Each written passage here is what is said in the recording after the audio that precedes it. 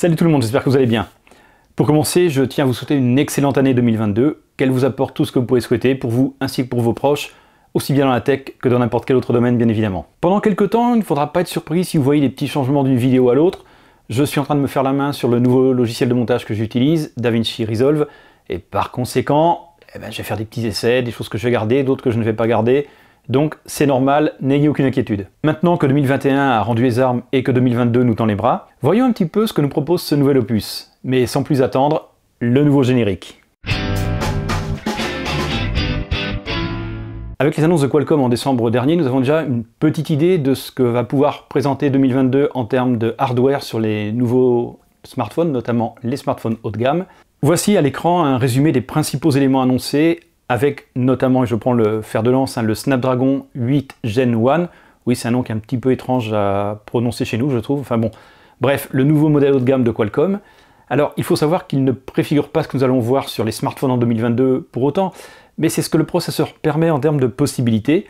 Et évidemment, certaines ne seront pas atteintes. Voilà, c'est uniquement ce qu'il permet au maximum. Et la principale chose qu'il faut constater, c'est que la puissance est moins mise en exergue cette année, mais par contre, l'IA, la photo, les débits en 5G sont vraiment l'axe de travail principal de cette nouvelle génération de processeurs.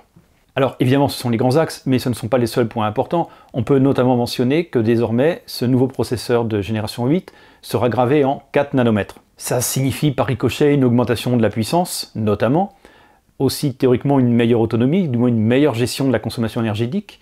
Mais bon, il faut savoir que Qualcomm n'est plus seul sur le marché, et notamment Mediatek avec son Dimensity 9000, il pourrait lui faire de l'ombre. Côté intelligence artificielle, un élément de plus en plus important de nos jours, Qualcomm présente un nouveau processeur, l'Hexagon de 7e génération, qui est dédié à l'IA notamment, ou plus exactement, il est dédié au machine learning, comme on dit plus communément, et Qualcomm nous annonce une multiplication par 2 de ses performances et de sa mémoire. Alors, cette amélioration de l'IA, elle devrait notamment profiter au traitement de la photo, mais ce qui concerne aussi la photo d'ailleurs, et c'est parfois on ne le sait pas, mais c'est géré notamment au niveau du processeur, c'est qu'il y a la possibilité désormais de gérer des capteurs jusqu'à 200 millions de pixels.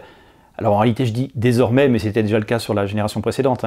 Mais bon, même si a priori Samsung travaillerait déjà sur des capteurs de ce type, je pense pas que ce soit vraiment prévu avant fin 2022 au mieux. Et de toute façon, n'oubliez pas que ça ne veut pas forcément dire grand chose le nombre de millions de pixels. Ce n'est pas ça qui fait tout, loin s'en faut. Côté vidéo, il y a désormais la possibilité de filmer en 8K HDR. Et alors là c'est un peu plus intéressant, notamment au niveau de la photo. On nous annonce des améliorations très notables au niveau de la photo de nuit, grâce à la possibilité de fusionner jusqu'à 30 images.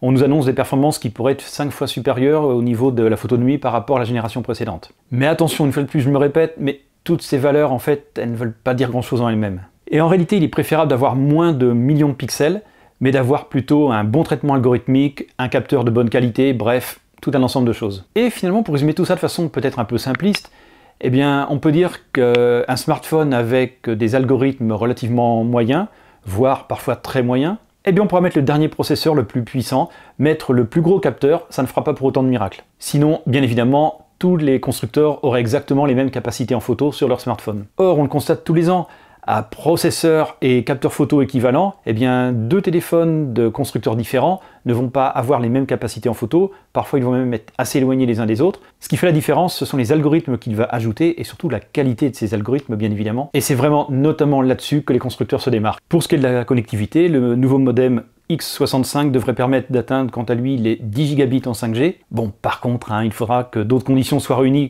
comme notamment, ça paraît tout bête, mais un réseau compatible. Donc tout ça, c'est à prendre pour ce que ça vaut chez nous.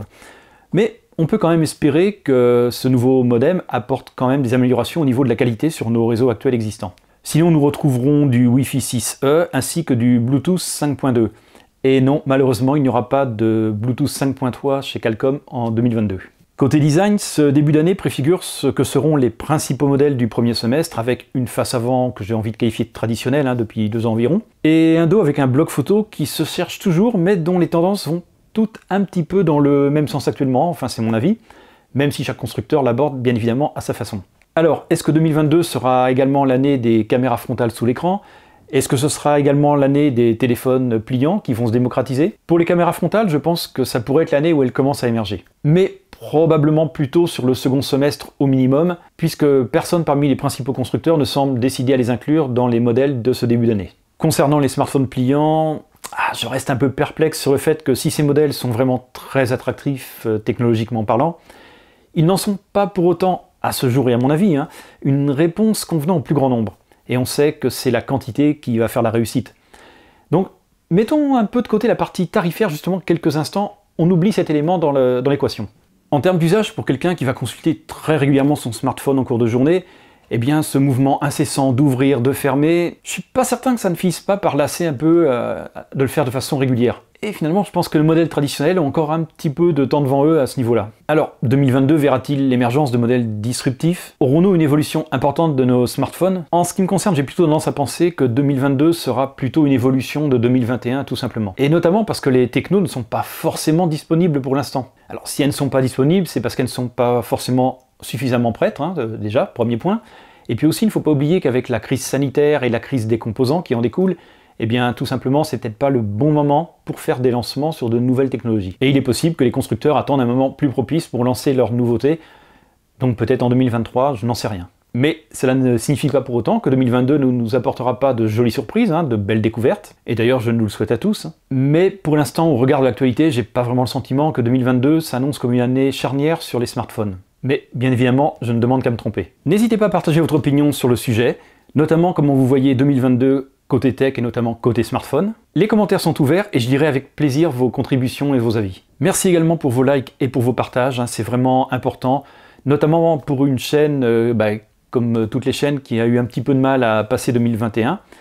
Et puis quand on a des réactions sur les vidéos, c'est vrai que ça donne un peu la banane pour faire les suivantes. N'hésitez pas non plus à me rejoindre sur les réseaux sociaux, ils s'affichent en bas de l'écran. N'hésitez pas à échanger avec moi, je réponds toujours avec plaisir, j'échange toujours avec plaisir sur ces différents sujets, et dites-moi d'ailleurs notamment ce que vous souhaiteriez voir traiter comme sujet dans les prochaines vidéos. Quant à moi, je vous dis à très bientôt, salut tout le monde!